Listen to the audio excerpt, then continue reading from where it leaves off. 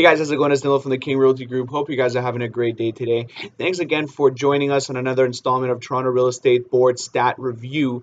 We are actually in the month of August now, so we are looking back at July 2018. We have another set of interesting numbers to go over, so stay tuned. Here they come.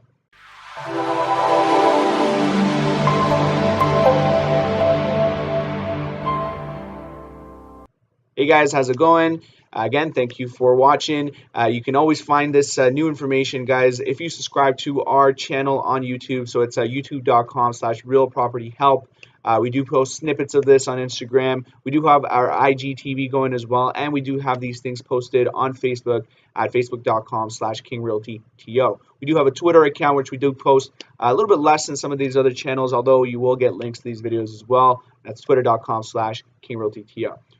Wanted to get started, guys, on talking about this month's stats. So we're reviewing July 2018, and like I said earlier, some interesting numbers again this month, kind of piggybacking on the good June numbers that we also saw, which were a little bit more positive than we're used to seeing in 2018.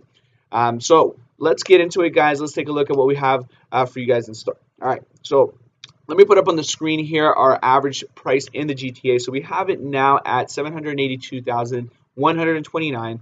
That is actually now up 4.8% from July of the previous year. So that's actually great because it does show that we're actually moving into a positive direction when we're comparing to last year, and we had a positive number in June as well. So it'd be really good to see this trend continuing into August, September, etc., etc. Taking a look at detached homes, guys, we're at 1,004,647. Now that is up 0.5% from last year, guys. This is actually the first month of 2018. We have to go in 7 months before we ended up seeing a positive number for detached homes, and it ended up being half a percent up. Still, I'll take that more than a negative, and that just goes to show that all property types now are in a positive when we're comparing to 2017.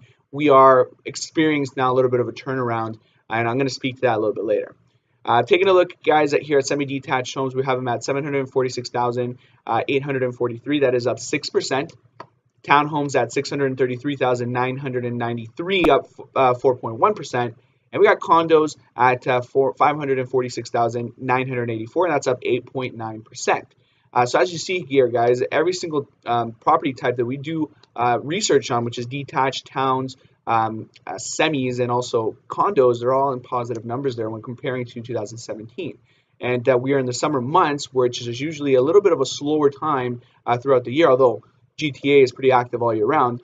You are seeing now some positives comparing to last year. Last year experienced a bit of a dip because of some housing policies, and we're now looking as if we're coming out of that little dip, and we're moving into positive and recovery numbers. So that's great news. Now let's take a look at sales here as well. This is something that we also take a look at. I'll bring up the screen here. We see sales at 6,961, and this is a very interesting one, guys. It's up 18.6%. That's double digits. We're almost at 20% increase from last year. Now last year was particularly a little bit lower than normal, especially since it was just on the onset of those housing policies, and it was also a summer month. So those two things did not help July 2017, but this is why you're seeing such a big jump here. I'm not going to try to say that we had an amazing month in July. It's just that July of last year was actually just pretty bad, right? And so we're seeing 18.6, still positive though, because it is a significant increase, significant growth since same time last year. Okay. Moving on, guys, let's take a look at months of inventory. So we know we take a look at this just to gauge buyer or seller markets. We are in the summer, and so you're going to see that a lot of these numbers are now a little bit higher than last month, at least. So we see Toronto here, we have them at 2.13 months of inventory, which is still technically a seller's market. Again, same thing goes, like I said last month, that in certain pockets of Toronto, you're going to see bidding wars. You see really active, heated markets, and some other pockets not as much. However, it's not a month of inventory, or it's not under 2 months of inventory, just above 2 months of inventory this time.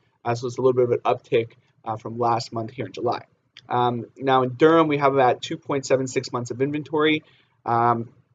Peel, we have 2.4 months of inventory. And so Toronto, Durham, and Peel are all more or less in a seller market, kind of getting closer to kind of like a buyer market.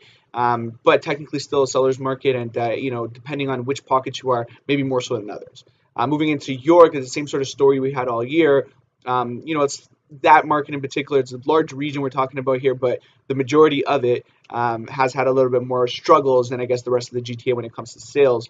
A lot of properties on the market, and it actually takes them a lot longer to actually sell. Okay, if you have a special product though, you know, conditions are great. You have great materials inside. You've done really nice renovations. You have great landscaping, curb appeal. You're in a great street in a great neighborhood. Those are all formulated a recipe for a nice home, and in a lot of cases they'll sell.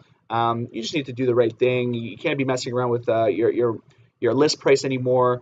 You know, it has to be fair market value, guys. You got to really look at the stats and see what things are selling for and be really realistic in this market. Okay.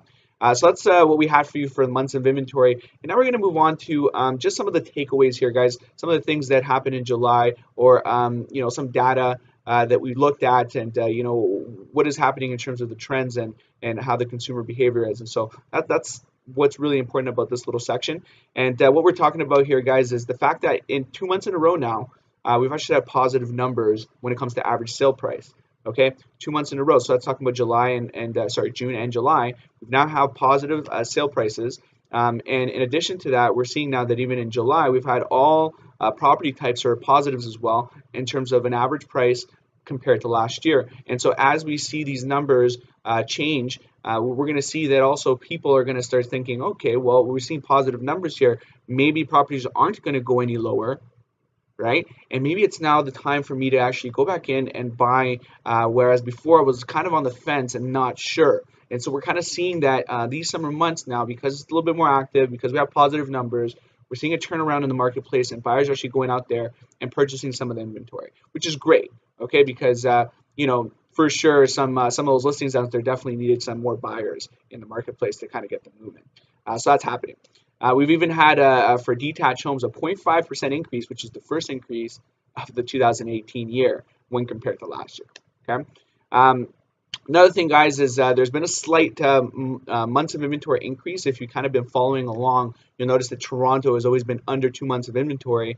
Now we're kind of crossing right into 2 months, but that has to do with a mix of things, and including the most importantly, really, it's just that it's a summer month. And in the summer, there's a lot less activity because people go away. There's vacations. People go to the cottage. You know, things like that. And so a lot less buyers on the market to actually purchase homes. And so for that reason, some inventory still stays on the market a little longer than usual. And this thing happens as well in the winter months. I tell you right now, the second half of December is pretty slow. Not much is going on during those couple weeks there. Okay, and the last thing here, guys, is that just be very interesting to look at what's going on in the next few months. So August is another summer month. You know, I'm expecting to see probably still some positive numbers, but probably less activity than other months of the year. But what's really interesting is to kind of see how we get what's going to happen into the fall market, okay? Because that's when we get a little bit more active. It's second to spring.